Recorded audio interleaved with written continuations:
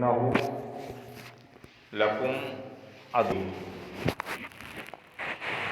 صدق الله مولانا العظيم وصدق رسوله النبي الكريم ونحن على ذلك لمن الشاهدين والشاكرين والحمد لله رب العالمين۔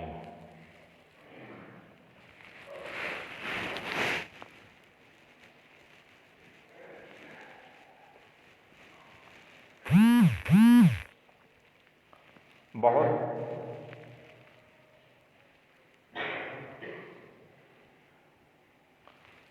خوش نصیب ہیں ہم بھی اور آپ بھی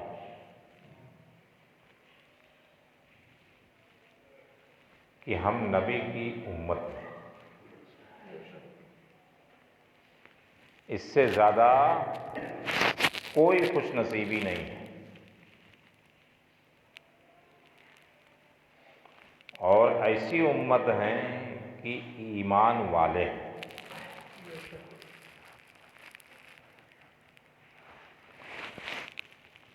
ایمان کا ہونا یا ایمان والا ہونا یہ خوش نصیبی کی علامت اور پہچان ہے۔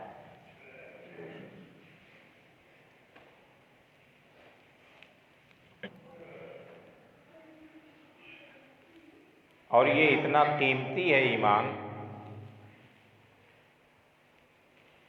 اسے بیچنا نہیں چاہیے، اسے بچانے کی فکر کرنی چاہیے۔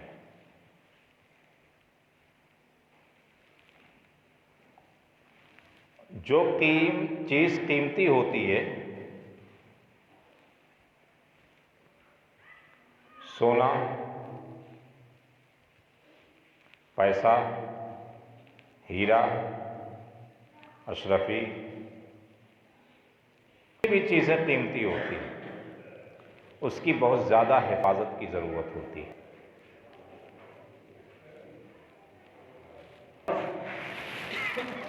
ایمان سے بڑھ کر کوئی چیز نہیں ہے، اس کی قیمت کا اندازہ کوئی نہیں لگا سکتا۔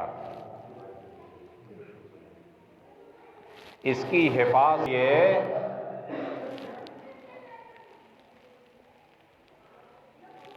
جان بھی چلی جائے تو لگانا چاہیے، کیونکہ اس کو لے کر جانا ہے۔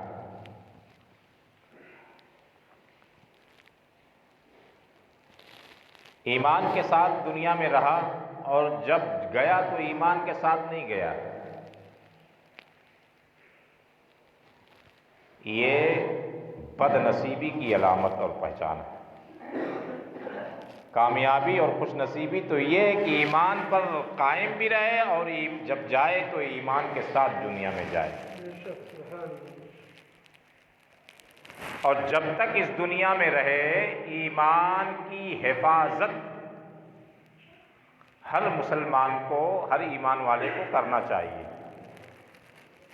اسی لیے بزرگان دین اپنی دعاؤں میں ایمان کی حفاظت کی دعا مانگا کرتے تھے۔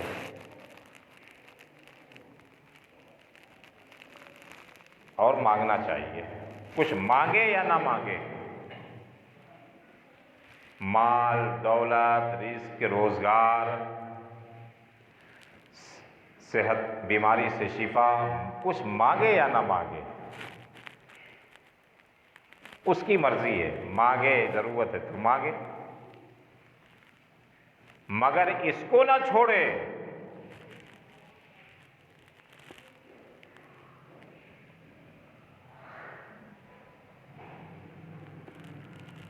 اس کو چھوڑنا گیا ہو، یعنی اس نے کوئی قیمت ہی نہیں سمجھا ایمان کی۔ ایمان کی حفاظت کی جس نے دعا نہ مانگی، مطلب یہ کہ اس نے ایمان کو کچھ قیمت ہی نہیں سمجھی، اتنا قیمتی ہونے کے بعد بھی اس کی قیمت کو نہیں سمجھا۔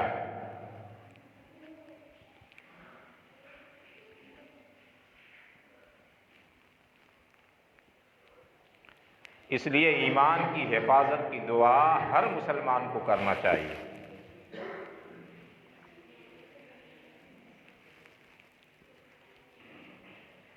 اور وہ کام کرنے چاہیے جس سے ایمان کی حفاظت ہو۔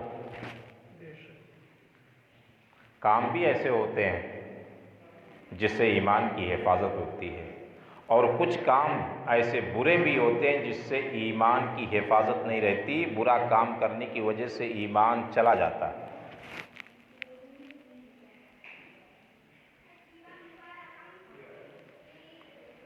تو کام بھی ایسے ہونے چاہیے کہ ایمان کی حفاظت ہو، اور اللہ کی بارگاہ میں دعا بھی کرنی چاہیے تاکہ ایمان کی حفاظت ہو۔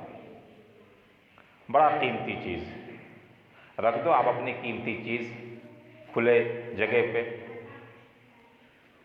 اسے اور جگہ پہ رکھتے ہو۔ سونے کا ہار رکھ دو گھر کے باہر پڑی چارپائی پر،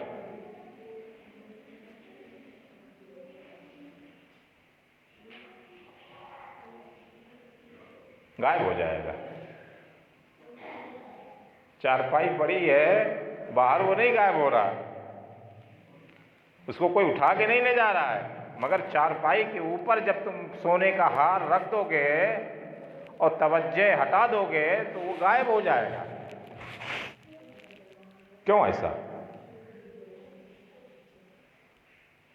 آپ سے ہم سوال پوچھیں ایسا کیوں، تو آپ یہی جواب دیں گے قیمتی ہے وہ، اس لیے آپ ہی جواب دو گے قیمتی ہے۔ اور قیمتی چیز چوری بھی ہوتی ہے، آپ حفاظت سے بھی رکھو تو چوری کر لے جائے آدمی۔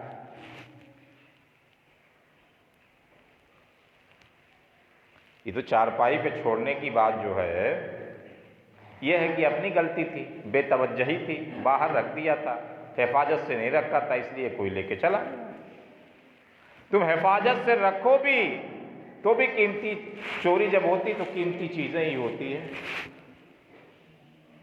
ہلکی پھلکی چیز کوئی نہیں لے جاتا۔ تو معلوم یہ ہوا ایمان بہت قیمتی چیز ہے، اس کی حفاظت ہر مسلمان پر فرض ہے۔ جس نے اس کی حفاظت کرنا نہیں جانا وہ دنیا میں بھی برباد ہے اور آخرت میں بھی برباد ہے، اور عالم برزخ میں بھی برباد ہے۔ عالم برزخ کہتے ہیں مرنے والی زندگی، آپ سمجھ گئے ہوں گے وہ کون سی زندگی ہے۔ آخرت سے پہلے مرنے کے بعد کی زندگی کو عالم برزخ کہتے ہیں، جسے ہم اور آپ قبر کی زندگی کہتے ہیں، اسے عالم برزخ کہا جاتا ہے۔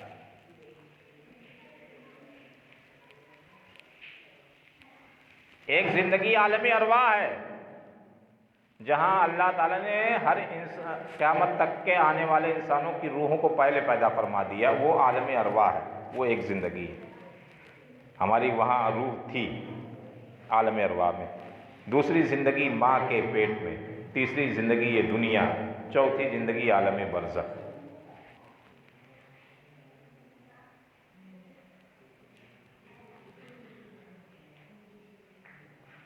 تو عالم برزخ میں بھی وہ کامیاب نہیں رہے گا جو ایمان کی حفاظت نہیں کر پایا۔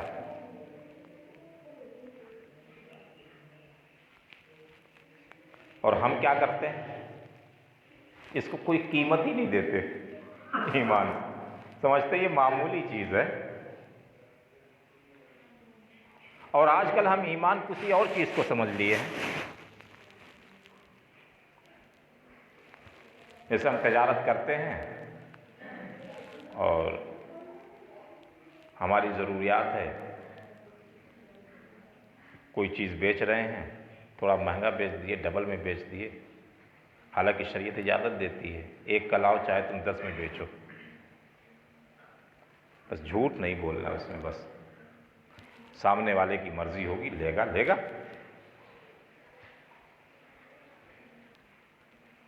اگر ہم نے زیادہ لے لیا اور اس کو بعد میں پتہ چلا کہ دوسری جگہ تو اور سستا مل رہا تھا، یہ اتنا لے لیا اور لوٹ لیا، اتنا پیمانہ ہے، اس کو ایمان ہم نے سمجھ لیا ہے۔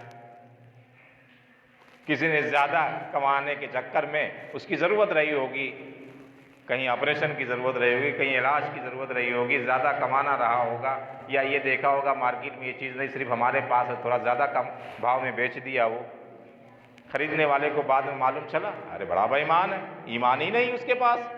ایمان اس کا نام نہیں ہے۔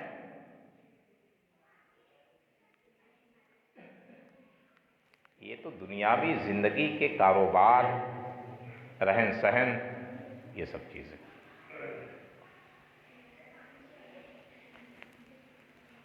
ایمان دراصل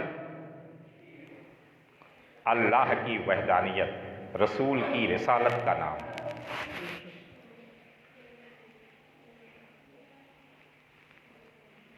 اولیاء سے محبت، اسلامی شاعر کی تعظیم۔ اسلامی شاعر کیا ہے؟ اسلامی شاعر نشانی، یہ مسجد، مدرسہ، داڑھی، ٹوپی، یہ سب اسلامی نشانیاں ہیں۔ گنبد، سنت نبی کی، یہ سب اسلامی نشانیاں ہیں۔ اولیاء کرام یہ بھی شاعر اللہ میں آتے ہیں، اللہ کی نشانیاں ہیں، ان کی تعظیم۔ قرآن نشانی بھی ہے، کتاب بھی ہے، قانون بھی ہے، سب کچھ۔ تو اللہ کی وحدانیت، رسول کی رسالت، ولیوں سے محبت، اللہ کی نشانیوں کی تعظیم، ان سب کا نام ایمان ہے۔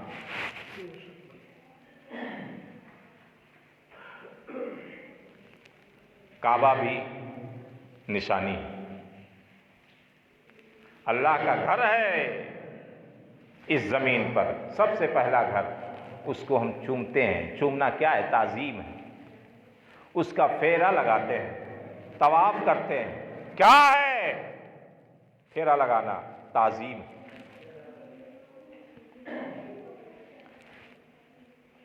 قرآن اللہ کی کتاب ہے، ہم چومتے ہیں، کیا ہے؟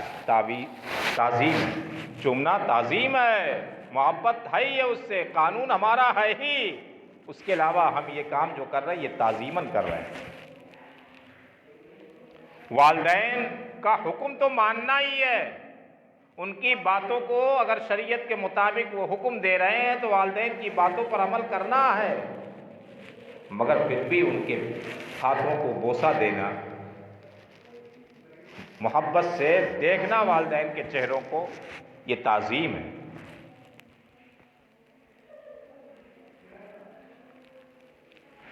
علماء کرام، حفاظ کرام، یہ تمہارے کام تو آنے والے ہیں ہی۔ کوئی مر گیا تو عالم آپ کی جنازہ پڑھائے گا، آپ کے میت کا۔ نکاح ہوا تو نکاح پڑھائے گا۔ کبھی دعا کی ضرورت پڑ گئی، دعا پڑھ کے پھونکے گا، آپ کی پریشانی، بیماری، تکلیف کم ہو جائے۔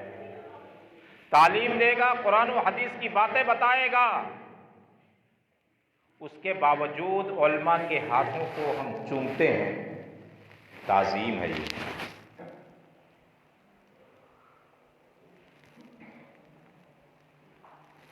تو تعظیم، اللہ کی نشانیوں کی تعظیم، ولیوں کی محبت، رسول کی رسالت،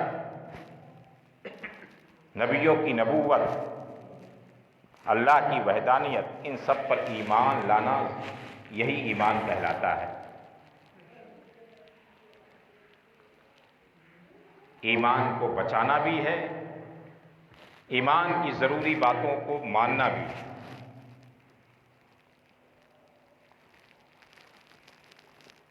اور جن سے ایمان خطرے میں پڑ جاتا ہے ان چیزوں سے بچنا بھی ہے۔ کتابوں میں پڑھنے میں آیا تھا، تفسیر میں، جب کوئی زنا کرتا ہے اس وقت ایمان چلا جاتا ہے، بعد میں بھلے آ جائے، اس گناہ کے کرنے کے وقت ایمان دور ہو جاتا ہے۔ کسی نے مسلمان کا ناحق قتل کر رہا ہے، اس قتل کے درمیان میں ایمان چلا جاتا ہے، دونوں ایک ساتھ نہیں رہتے۔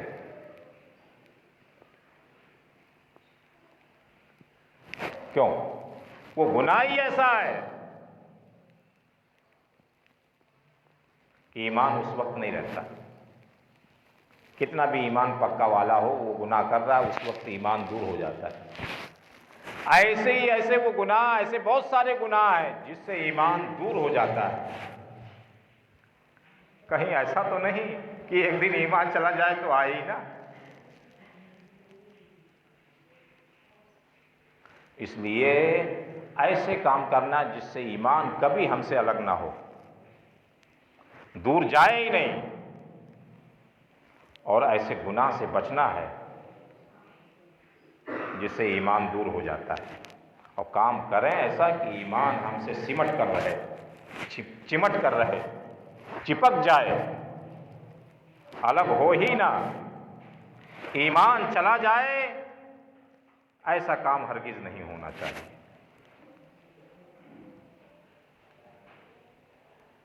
اللہ تعالی ہم سب کے ایمان کی حفاظت فرمائے۔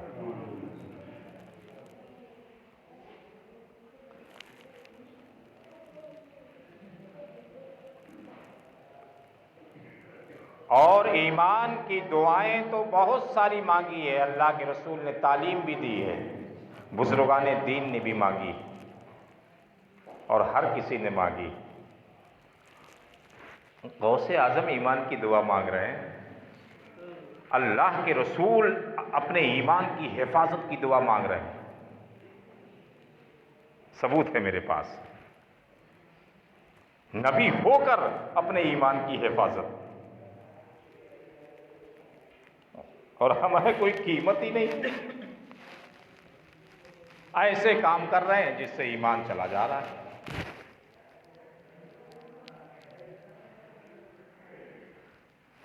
جب کوئی کسی کا انتقال ہو جاتا ہے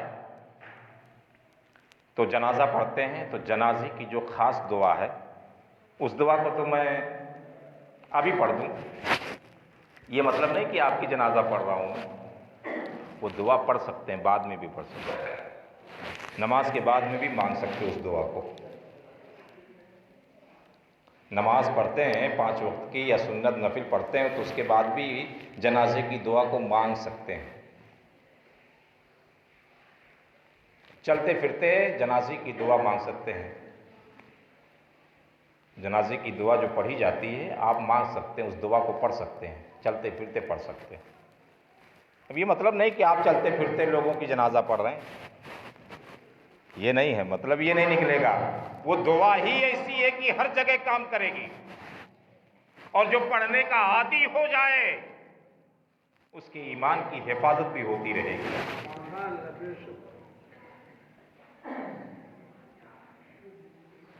آج کل معاشرے میں کیا ہے کہ لا حول ولا قوت الا باللہ العلی العظیم پڑھو تو سب کے ذہن میں یہ ہے کہ یہ کب پڑھا جاتا ہے؟ شیطان کو بھگانے کے لیے۔ اللہ کے رسول نے فرمایا ہے لا حول ولا قوت الا باللہ العلی العظیم جو پڑھتا ہے اس کے ایک بار پڑھنے کی وجہ سے جنت میں ایک درخت لگا دیا جاتا ہے۔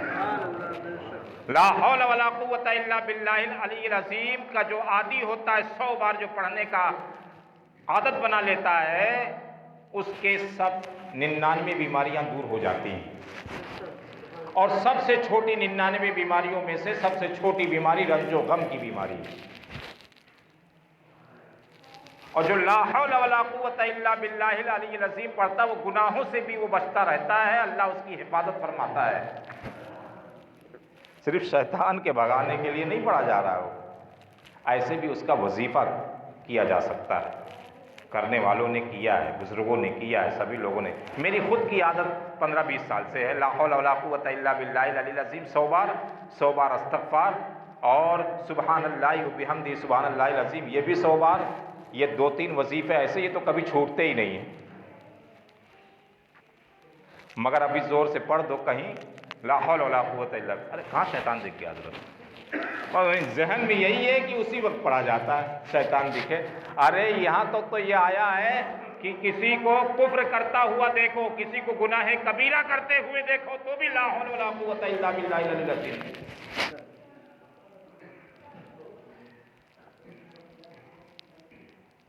تو جنازے کی دعا کی بات چل رہی تھی۔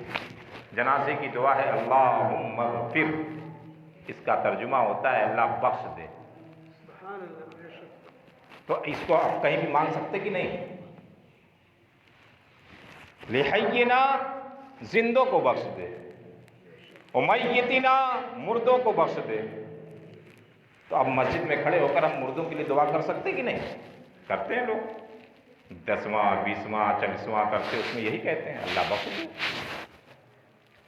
اللہم اغفر لحینا ومیتنا، زندوں کو بخش دے، مردوں کو بخش دے، وشاہدینا، جو حاضر ہیں یہاں پر مسجد میں جو دکھ رہے ہیں ان کو بخش دے، وغائبینا، جو یہاں نہیں آئے آج جمعہ پڑھنے کے لیے ان کو بھی بخش دے،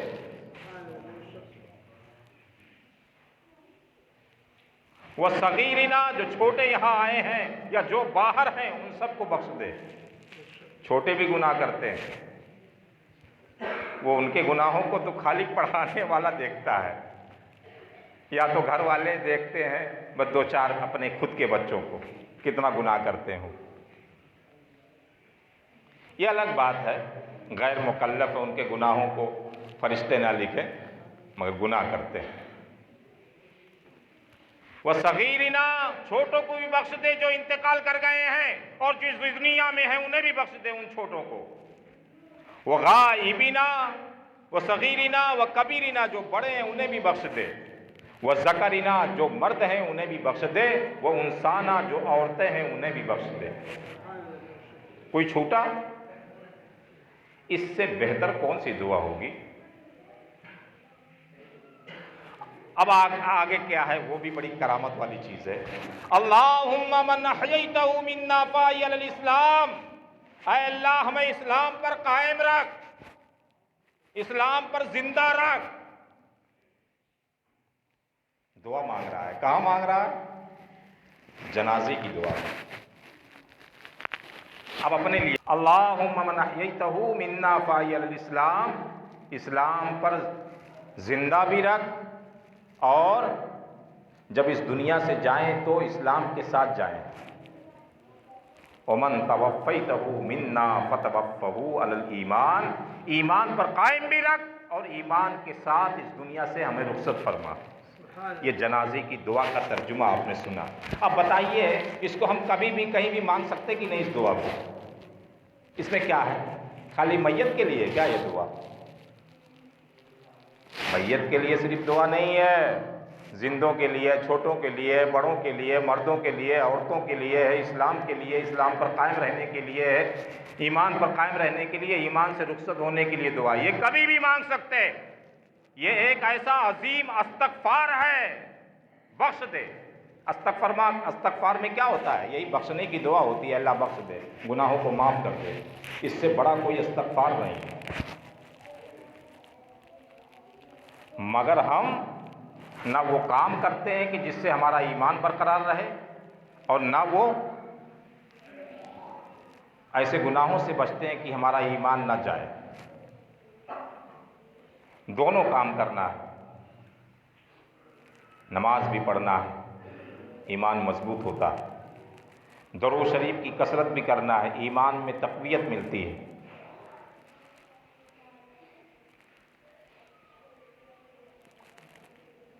ابھی ہم نے 1-2 جمعہ پہلے بتایا تھا کہ ڈاکٹر اقبال عالم نہیں تھے، عام انسان تھے، کالج اور یونیورسٹی کی ڈگری حاصل کی تھی، دنیاوی تعلیم تھی ان کو، مگر دنیا انہیں علامہ کہتی ہے، جبکہ علامہ عالموں کو، جو زید عالم ہوتے ہیں انہیں کہا جاتا ہے، مگر اقبال کو کیسے لوگ کہنے لگے جب عالم ہے ہی نہیں؟ تو ان کی شاعری میں اتنی طاقت، روحانیت، قرآن کی روشنی میں شاعری ہوتی تھی جس سے آپ کو دنیا علامہ کہنے لگی۔ پوچھا لوگوں نے کہ کیسے آپ کر لیتے ہیں؟ بولے درود کی برکت ہے۔ ابھی پڑھنے میں آیا ہے پرسوں، ان کا ایک ہی درود تھا چھوٹا، جو کروڑوں اربوں کی تعداد میں اپنی زندگی میں پہنچ گئے تھے۔ اس درود کو درود خضری کہا جاتا ہے۔ وہ خضر علیہ السلام نے تعلیم فرمائی تھی کسی بزرگ کو، اس لیے درود خضری کہا جاتا ہے۔ صلی اللہ علی حبیبہ محمد و آلہ وبارک وسلم، بہت چھوٹا۔ اس درود کو اربوں کی تعداد میں آپ نے پہنچایا تھا، کروڑوں کی تعداد میں ہی نہیں۔ مگر آپ فرماتے ہیں جب کروڑوں کی تعداد میں پہنچا تھا میں، تبھی میری شاعری میں اللہ نے روحانیت پیدا فرما دی تھی۔ تو درود سے بھی برکت ہوتی ہے، درود سے بھی ایمان محفوظ ہوتا ہے، اعمال سے بھی محفوظ ہوتا ہے، گناہوں سے بچنے سے بھی ایمان میں تقویت و قوت ملتی ہے۔ ایسے کام کرنے چاہیے جس سے کہ ہمارے ایمان کی حفاظت ہو۔ اللہ تعالی ہم سب کے ایمان کی حفاظت فرمائے، اور ایمان کے ساتھ اگر اس دنیا سے گئے تو ایسے کام بھی کرنا چاہیے کہ اگر کچھ گناہ بھی ہوا ہے ایمان کی حالت میں تو اللہ تعالیٰ بعد مرنے کے بھی اس گناہ کو بخش دے۔ ایسے کام بھی کرنے چاہیے۔ شہید جنت میں جائے گا تو تمنا کرے گا خدا مجھے دنیا میں پھر بھیج دے، میں تیرے راہ میں پھر قربانی دوں گا، پھر جان نچھاور کروں گا۔ یہ سب سے زیادہ مجھے پسند ہے، اتنا مزہ آئے گا اسے، ایک بار مزہ پا لیا اس نے اللہ کی راہ میں قربانی دینے کا، تو وہ تمنا کرے گا جنت میں کہ تیری جنت میں سب کچھ ہے، مگر تیری راہ میں جان قربان کرنے کا جو مزہ ہے وہ تیری جنت میں نہیں ہے، مجھے دنیا میں بھیج، میں پھر جاؤں، میری تمنا ہے۔ ایسے ہی قبر کے اندر چاہے ہمارے کوئی بھی بھائی ہو اس لاہور پور کی سرزمین کے، جب قبر میں جائیں گے اگر ایمان کے ساتھ گئے ہیں تو اس قبر میں کیا دیکھیں گے کہ میں نے جو صدقہ کیا تھا، جو خیرات کیا تھا، اس کا بہت وہاں اجر مل رہا ہے قبر میں، اور قبر والوں کو دیکھیں گے کہ انہیں بھی مل رہا ہے۔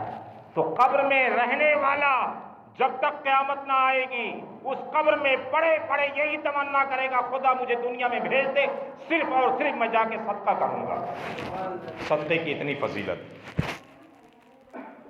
صدقہ بری بلاؤں کو ٹال دیتا ہے، حتیٰ کہ بری موت سے بھی بچا دیتا ہے۔ صدقہ ایسی چیز ہے۔ تو صدقہ صرف پیسہ دینا نہیں ہے، صدقہ کسی مسلمان کو دیکھ کر مسکرا دینا یہ بھی صدقہ ہے۔ کسی یتیم کے چہرے پر ہاتھ پھیر دینا محبت سے، کچھ نہیں دے پائے تو اسے محبت سے باتیں کر لیے، یہ بھی صدقہ ہے۔ اپنے پڑوسی کو خوش کر دینا یہ بھی صدقہ ہے۔ صدقہ کی بڑی فضیلت ہے، یہی تمنا کرے گا ہر قبر میں جانے والا کہ کاش میں پھر چلا جاؤں، خوب صدقہ کروں گا، جتنا بھی محنت کروں گا ملے گا، کماؤں گا وہ بھی صدقہ کر دوں گا۔ مگر کوئی اب آنے والا ہے، جنت سے کوئی آنے والا ہے۔ اللہ تعالی ہم سب کو نیک عمل کرنے کی توفیق و رفیق عطا فرمائے۔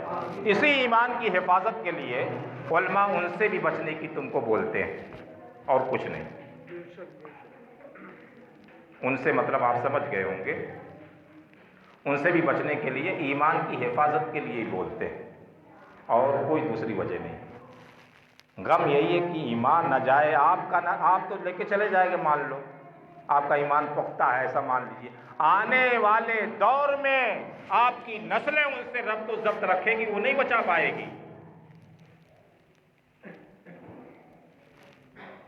ہمارے جو پہلے امام تھے بہت ساری دعائیں بچوں کو یاد کرائی تھی، تو بچوں سے ہم دعا سن رہے ہیں تو یاد ہے ان کو، مگر آدھا یاد ہے آدھا بھول گئے۔ اور کیوں بھول؟ یاد کیے تو ہم بھول گئے، ہم نہیں پڑھ رہے تو یا بھول گئے۔ حقیقت ہے جب 1 سال کے اندر 6 مہینے کے اندر بچہ نماز کی دعاؤں کو یاد کر کے بھول جا رہا ہے، اور جو بچہ مدرسے سے پڑھ کے نکل جائے اور گھر پہ کھولے بھی نہیں ہو، مسجد کا دروازہ بھی نہ دیکھے، تو کیا اسے نماز کی دعائیں اور صورتیں یاد رہیں گی؟ نہیں یاد رہیں گی۔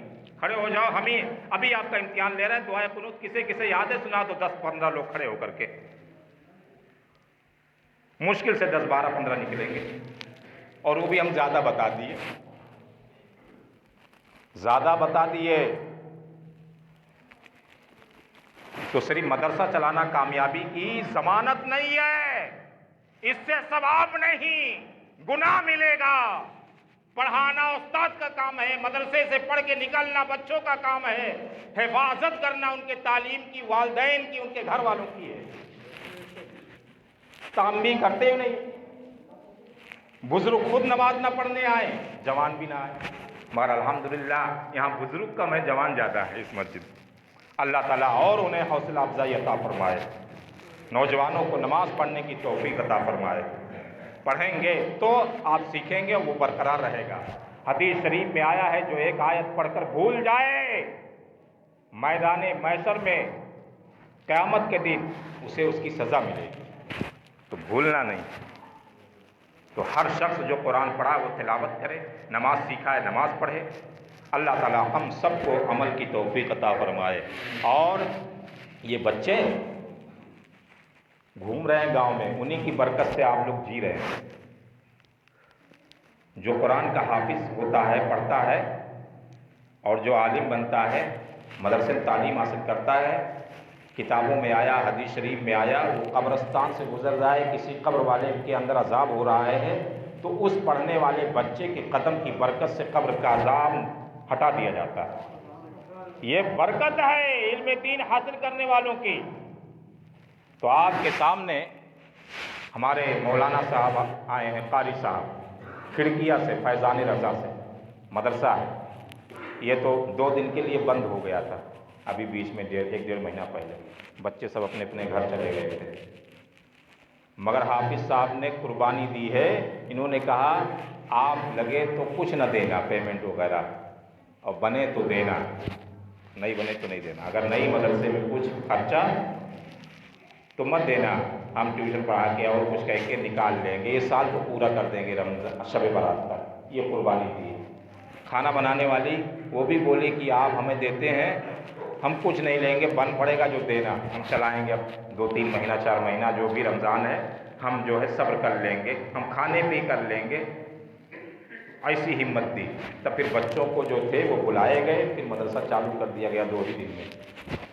اب یہ کہانی سن کر کے آپ کو معلوم ہوگا کہ بند کیوں ہوا تھا، پیسہ نہ ہونے کی وجہ سے۔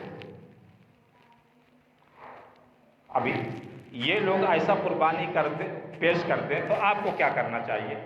قربانی آپ کے علاقے کا مدرسہ، دور کا چندہ دیتے ہیں۔ کوئی مولانا آپ کے پہچان کہا جائے جو یہاں رہ کے گیا ہو 2 مہینہ 4 مہینہ 8 مہینہ 10 مہینہ، اور گھوم کے چندہ کر لے اور فرضی رسید لے آئے، تو آپ سے ہزاروں روپے لے کے چلا جائے گا۔ مگر اب آپ کا کیا فریضہ بنتا ہے؟ آپ کے علاقے کا مدرسہ ہے، جا کر دیکھو اور وہاں ان کا تعاون کرو۔ ابھی تو یہ بیچ میں آ گئے، پیسہ نہیں ہے، فصل نکلنے کے بعد پھر آئیں گے، چھوڑیں گے نہیں۔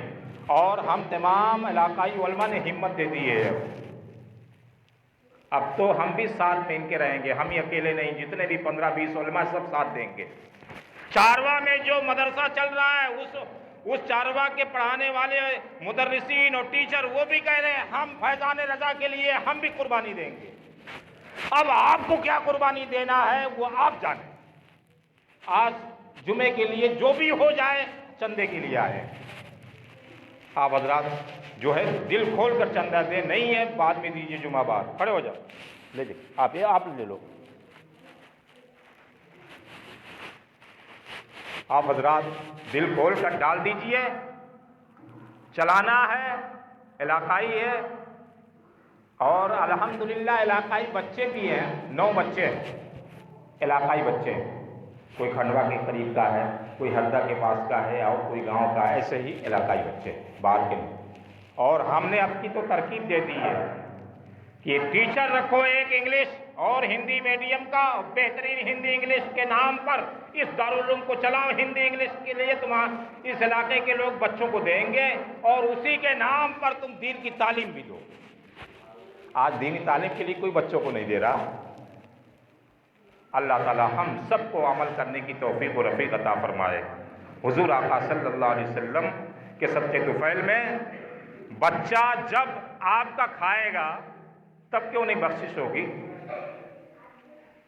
جب قبر میں چلا جائے قبرستان میں تو قبر والے کی بخشش ہو جائے۔ اور 8-9 بچوں کے لیے تو ابھی ہم دارالعلوم یہاں کھولتے 1 روپیہ بھی نہ لگے لہاڑ پور میں، 1 منٹ میں، ہماری بات مانو تو 1 منٹ میں کھول دیں، 20 بچے لے آئے، زیادہ خرچہ نہیں لگے۔ اتر پردیش اور بہار میں ادارے کیوں چلتے ہیں؟ 50-50 100 بچے رکھتے ہیں اور پورے گاؤں میں بانٹ دیتے ہیں، ایک بچہ یہ لے لیا، ایک بچہ وہ لے لیا، کھانا ان کے وہاں کھا رہا ہے، نہ کھانے کا خرچ نہ باورچی کا خرچ۔ ایسا چلتا ہے۔ کیا 50 بچے نہیں کھلا سکتے؟ اس طرح سے ایک بچہ کوئی لے لیا، مگر اس علاقے میں نہیں ہے رسم و رواج۔ امام کو نہیں کھلا پاتے ہیں تو بچے کا کھلائیں گے؟ یہ بات ہے۔ اللہ تعالی ہم سب کو دلی ذوق و شوق جذبہ عطا فرمائے۔ حضرت علی بغیر مہمان کے کھایا نہیں کرتے تھے۔ ایک فقیر آیا مانگنے تو حضرت علی سوکھی روٹی کھا رہے تھے۔ مہمان سے کہا، وہ فقیر سے کہا کہ جاؤ سامنے والے گھر سے مانگ لو۔ سامنے والے گھر میں گئے اور مانگا تو اچھا پایا، حلوہ بھی پایا، سالن بھی پایا، روٹی بھی پایا، نان بھی پایا، جو کچھ پایا اچھا کھانا پایا۔